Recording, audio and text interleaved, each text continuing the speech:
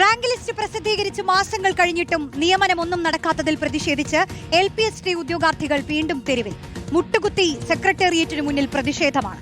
അനിശ്ചിതകാല റിലേ സത്യാഗ്രഹം ആരംഭിച്ചിട്ട് ഇന്നേക്ക് 10 ദിവസമായി. ഇന്നലെ മണ്ണ് തിന്നായിരുന്നു ഉദ്യോഗാർത്ഥികളുടെ പ്രതിഷേധം. ആ പ്രതിഷേധങ്ങളുടെ ദൃശ്യം ആദ്യം നമുക്ക് കാണാം.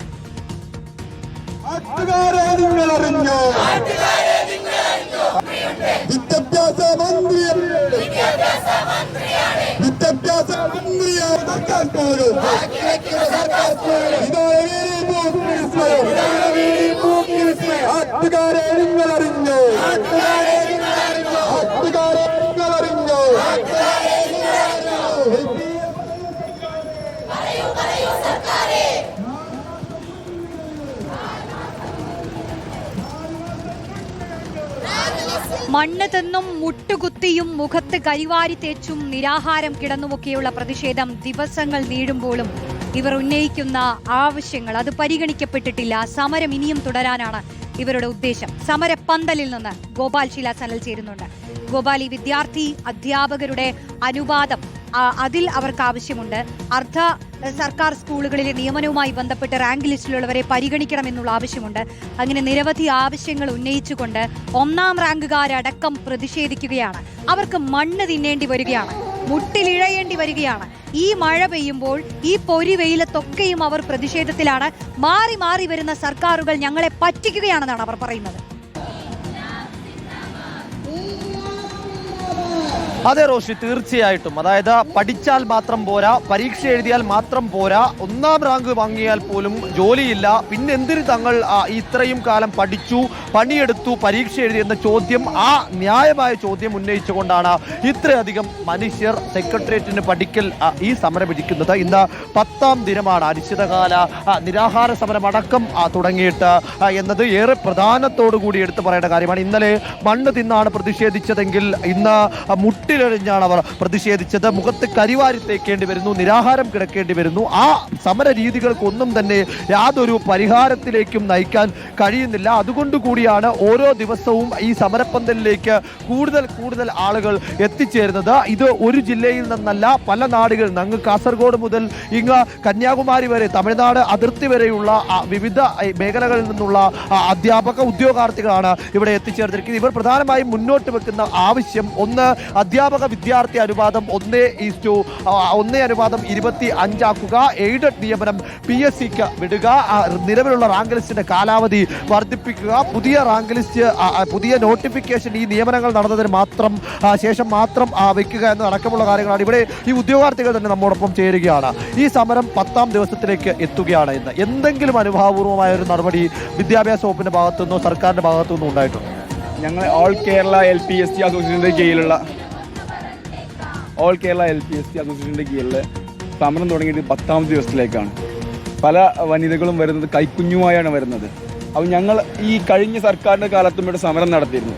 അന്ന് ഇപ്പോൾ ഭരണപക്ഷത്തിരിക്കുന്ന പല പ്രമുഖരും, ഞാൻ പേര് പറയുന്നില്ല തൽക്കാലം, അവർക്ക് ബുദ്ധിമുട്ട് വേണ്ട, പല പ്രമുഖരും ഞങ്ങളോട് വന്ന് പറഞ്ഞത്, ഞങ്ങൾ അധികാരത്തിലേറി കഴിഞ്ഞാൽ നിങ്ങൾക്കാണ് പ്രയോറിറ്റി, നിങ്ങളുടെ ജോലിയാണ് ഞങ്ങളുടെ ആദ്യ പരിഗണന എന്ന് പറഞ്ഞിരുന്ന സർക്കാർ. ഞങ്ങളുടെ കയ്യിൽ അവർ പ്രസംഗിച്ചിരുന്ന ക്ലിപ്പുകളുണ്ട്, വീഡിയോ ക്ലിപ്പുകളുണ്ട്. അത് പറഞ്ഞ സർക്കാർ ഇപ്പോൾ അധികാരത്തിലേറിയപ്പോൾ, കാരണം ഞങ്ങൾ അവരുടെ മോഹന വാഗ്ദാനങ്ങൾ വിശ്വസിച്ച് ഞങ്ങളുടെയും ഞങ്ങളുടെ സുഹൃത്തുക്കളുടെയും ബന്ധുക്കളുടെയും നാട്ടുകാരുടെയും വോട്ടുകളൊക്കെ ഈ സർക്കാരിന് കൊടുക്കുകയും അധികാരത്തിലേറി ഞങ്ങളുടെ ആവശ്യം പറഞ്ഞു ചെല്ലുമ്പോൾ അവർക്കൊന്നും ഇപ്പോൾ അറിയില്ല, അവർക്കൊന്നും ചെയ്യാനില്ല എന്ന ലെവലിലാണ് അവർ സംസാരിക്കുന്നത്. ഞങ്ങൾ പ്രധാനമായും ആവശ്യപ്പെട്ടത് 1:25, നിലവിലെ റേഷ്യോ LP ക്ലാസ്സുകളിൽ ഒരു ടീച്ചർക്ക് 30 കുട്ടികൾ എന്നുള്ളതാണ്. അപ്പോൾ അത് 1:25 ആക്കിയിട്ട് ഇവിടെ സംഭവിക്കുന്ന അതിഭീകരമായ ഡിവിഷൻ ഫാളിനെ പിടിച്ചു നിർത്തി ഞങ്ങൾക്ക് പുതിയ ഒഴിവുകൾ തരിക എന്നുള്ളതും HM വേക്കൻസികൾ മാറ്റവും സ്ഥാനക്കയറ്റവും അടക്കം കൃത്യമായി നടത്തണം എന്നാണ്. അതെ, അപ്പോൾ ഇന്ന് ആലപ്പുഴ ജില്ലയിൽ മാത്രം 32 അധ്യാപകർക്കാണ് തസ്തിക നഷ്ടപ്പെട്ടത്, അവർ പുറത്താക്കപ്പെട്ടു. അത് പ്രതിഷേധം ഉയർന്നതോടുകൂടി തന്നെ സർക്കാർ ഇടപെട്ട് ആ ഉത്തരവ് മരവിപ്പിച്ചിരുന്നു. അതേ റാങ്ക് ലിസ്റ്റിൽപ്പെട്ട, അതേ LPSTയിൽപ്പെട്ടവരാണ് ഈ സമരമിരിക്കുന്നതും. ഇപ്പോൾ ഇന്ന് നിങ്ങൾ മുട്ടിലെഴിഞ്ഞാണ് പ്രതിഷേധിച്ചത്, ഇന്നലെ മണ്ണ് തിന്ന് പ്രതിഷേധിച്ചു. എന്തൊക്കെ ചെയ്തിട്ടും ഇനി മുന്നോട്ടെങ്ങനെ എന്ന ചോദ്യത്തിന് മറുപടി ഉണ്ടാകുന്നില്ല. ഇതുവരെ ഞങ്ങൾ ഇത്ര യാതനകൾ അനുഭവിച്ചിട്ടാണ്, ഞങ്ങൾ അത്രയും കഷ്ടപ്പെട്ട് പഠിച്ചിവിടെ എത്തിയവരാണ്. ഇങ്ങനെ ഒരു സമരം ചെയ്യാൻ, അതായത് പഠിക്കുമ്പോൾ റാങ്ക് ലിസ്റ്റ് എത്തുമ്പോൾ അല്ലെങ്കിൽ ഇൻ്റർവ്യൂ അറ്റൻഡ് ചെയ്ത് ഇത്രയും ഈ ഒരു നല്ല സ്ഥിതിയിൽ എത്തിയിട്ട് പോലും ഞങ്ങൾ വിചാരിച്ചിട്ടില്ല ഞങ്ങൾക്ക് ജോലി കിട്ടണമെങ്കിൽ ഞങ്ങളിങ്ങനെ സെക്രട്ടേറിയറ്റിന് മുന്നിൽ സമരം ചെയ്യേണ്ട അവസ്ഥ, അല്ലെങ്കിൽ സമരം ചെയ്യാനും കൂടി ഞങ്ങൾ പഠിക്കണം എന്ന് ഞങ്ങൾക്ക് അറിയണ്ടായിരുന്നില്ല. വളരെയധികം സങ്കടം തോന്നുകയാണ്. കാരണം ഞങ്ങളിവിടെ വന്നിട്ട് ഇന്നേക്ക് 10 ദിവസമായി. എന്നിട്ട് സർക്കാരിൻ്റെ ഭാഗത്ത് നിന്ന് ഞങ്ങൾക്ക് അനുകൂലമായൊരു നിലപാടല്ല ഇപ്പോഴും കിട്ടുന്നത്. ഓരോ ദിവസവും ഞങ്ങൾ ഓരോ രീതിയിലുള്ള സമരമുറകളാണ് ഇപ്പോഴും ചെയ്തുകൊണ്ടിരിക്കുന്നത്. അതേപോലെ എയ്ഡഡ് സ്കൂളിലെ അധ്യാപകർക്കാണ് കൂടുതൽ പരിഗണന നൽകുന്നത്. അവരെ ഏത് രീതിയിലും സംരക്ഷിക്കാനാണ് ഇപ്പോഴുള്ള വിദ്യാഭ്യാസ മന്ത്രി ഉൾപ്പെടെയുള്ള ഇപ്പോഴത്തെ സർക്കാർ എയ്ഡഡ് അധ്യാപകരെ മാത്രം സംരക്ഷിക്കാനാണ് മുൻകരുതൽ, അല്ലെങ്കിൽ അവരെ സംരക്ഷിക്കാൻ മാത്രമാണ് സംഘടന അവർക്ക് മാത്രമാണ് കൊടുക്കുന്നത്. അപ്പോൾ അതുപോലെ തന്നെ മറ്റൊരു പ്രധാനപ്പെട്ട കാര്യം, ഈ റാങ്ക് ലിസ്റ്റിന്റെ കാലാവധി നീട്ടണം എന്ന ആവശ്യം നിങ്ങൾ മുന്നോട്ട് വെക്കുന്നുണ്ട്. ഇന്നലെ പോലും വിദ്യാഭ്യാസ മന്ത്രിയെ നേരിൽ കണ്ട് കാര്യങ്ങൾ ബോധിപ്പിച്ചിരുന്നു. ഒരു ചർച്ച നടത്തണം, അതായത് ഈ പ്രതിനിധികളും സർക്കാർ പ്രതിനിധികളും പൊതുവിദ്യാഭ്യാസ വകുപ്പിലെ ഉദ്യോഗസ്ഥരും മന്ത്രിയും അടക്കം ഉൾപ്പെടുത്തി ചർച്ച നടത്തണമെന്ന ആവശ്യം തന്നെയാണോ നിങ്ങൾ ഇപ്പോഴും ഉന്നയിക്കുന്നത്? ചർച്ച നടത്തണം. ചർച്ച നടത്തിയിട്ട് ഞങ്ങൾക്ക് ഇതിന് അനുകൂലമായിട്ടുള്ള ഒരു മറുപടി എത്രയും പെട്ടെന്ന് തന്നെ കിട്ടണം. ലിസ്റ്റിൻ്റെ കാലാവധി ഇങ്ങനെ നീണ്ടു പോണില്ല. 2 വർഷം തികച്ചില്ല. അപ്പോൾ ഞങ്ങൾക്ക് ഇനി എന്തെങ്കിലും ഒരു ചർച്ച നടത്തി ഇതിനൊരു അനുകൂല മറുപടി എത്രയും പെട്ടെന്ന് തന്നെ നൽകണം. എങ്ങനെയാണ് ഈ സമരവുമായി മുന്നോട്ട് പോകാൻ ആലോചിക്കുന്നത്? ഇനി എഡ്യൂക്കേഷൻ മിനിസ്റ്ററുടെ ഭാഗത്തു നിന്നാണ് നമുക്ക് 1:25 നടപ്പാക്കാൻ വേണ്ടുന്നുള്ള ഫയല് ഗവൺമെന്റിന് സമർപ്പിക്കേണ്ടത്. അപ്പോൾ അത് നടപ്പാക്കാൻ ഉദ്ദേശിക്കുന്നില്ലെങ്കിൽ സമരവുമായിട്ട് മുന്നോട്ട് പോകാൻ തന്നെയാണ് തീരുമാനം. ഇന്നലത്തേക്കാൾ കൂടുതൽ ഉദ്യോഗാർത്ഥികൾ ഇന്ന് എത്തിയിട്ടുണ്ട്. അപ്പോൾ വരും ദിവസങ്ങളിലും ഇത് കൂടുതൽ ശക്തമാകുമെന്ന് തന്നെയാണോ? നമുക്കിതല്ലാതെ വേറെ വഴിയില്ല. കാരണം ഇവർ പ്രതിപക്ഷത്തിരുന്ന സമയത്ത് നമുക്ക് വാഗ്ദാനം തന്നിട്ടുള്ളതാണ്. അപ്പോൾ ഇത് നടപ്പാക്കാതെ ഈ ലിസ്റ്റ് ശരിക്കും ചലിക്കത്തില്ല. 5 ജില്ലകളിൽ ഇപ്പോഴും 1ാം റാങ്ക് പോലും വെളിയിൽ നിൽക്കുവാണ്. അപ്പോൾ ആ ഒരു സാഹചര്യത്തിൽ എല്ലാവരും ഇതേ ഒരു ശക്തിയോടെ മുന്നോട്ട് പോയാൽ മാത്രമേ ഞങ്ങളുടെ ഈ 1:25 ആവശ്യം നിറവേറ്റാൻ സാധിക്കൂ. അത് വന്നെങ്കിൽ മാത്രമേ ലിസ്റ്റ് നീട്ടിയിട്ടും കാര്യമുള്ളൂ. ഇല്ലാതെ നമുക്ക് തസ്തികകൾ കിട്ടത്തില്ല. ഇപ്പോൾ മൊത്തത്തിൽ സംസ്ഥാനത്ത് എത്ര ഉദ്യോഗാർത്ഥികളാണ് ഈ റാങ്ക് ലിസ്റ്റിൽ ഉൾപ്പെട്ടിട്ടുള്ളത്? 11,000-ൽ പരം ഉദ്യോഗാർത്ഥികളാണ് ഈ റാങ്ക് ലിസ്റ്റിലും മുഴുവനായിട്ടും ഉൾപ്പെട്ടിട്ടുള്ളത്. എത്ര പേർക്ക് ജോലി കിട്ടി ഇതുവരെ? എല്ലാ ജില്ലകളിലും ഉൾപ്പെടെ വെറും 100-ൽ താഴെ അല്ലെങ്കിൽ ഒരു 108 വിദ്യാർത്ഥികൾക്ക് മാത്രമാണ് ജോലി ലഭിച്ചത്.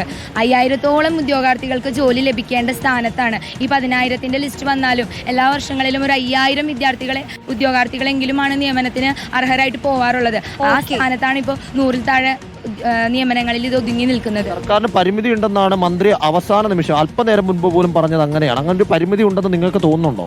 അത് ഞങ്ങൾ വിശ്വസിക്കുന്നില്ല. കാരണം നമ്മുടെ എയ്ഡഡ് സ്കൂളുകളെ 100 ദിന കർമ്മ പരിപാടിയിൽ ഉൾപ്പെടുത്തിക്കൊണ്ട് 10,000 ടീച്ചർമാർക്ക് അവർ നിയമനം കൊടുക്കാനായിട്ട് നിയമന അംഗീകാരം കൊടുക്കാനായിട്ട് എയ്ഡഡ് സ്കൂളുകളിൽ വർക്ക് ചെയ്തു വരുന്ന 10,000 ടീച്ചർമാർക്ക് നിയമന അംഗീകാരം കൊടുക്കാനുള്ള പരിപാടികൾ അവർ മുന്നോട്ട് വയ്ക്കുന്നുണ്ട്.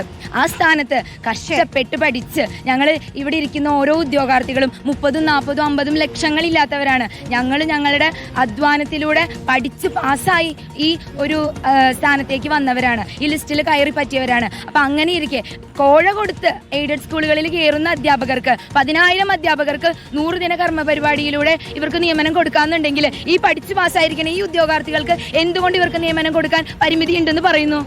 അതാണ് അവർ ചോദിക്കുന്നത്. തീർച്ചയായും ഗോപാൽ, ശക്തമായ വാക്കുകളാണ് അവരുടെ ചോദ്യം. അതിന് ഉത്തരം കൊടുക്കേണ്ടത് ഇവിടുത്തെ അധികാരികളാണ്.